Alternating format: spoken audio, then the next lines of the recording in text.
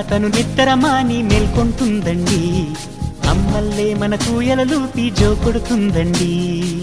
సెలవులు తనకు వద్దంటూ స్నేహితులను మనకందిస్తూ అందరి భారం మోసేస్తూ కోరిన తీరం చేరుస్తూ మతమూపుల మన భేదం తనకు లేదంటుందండి.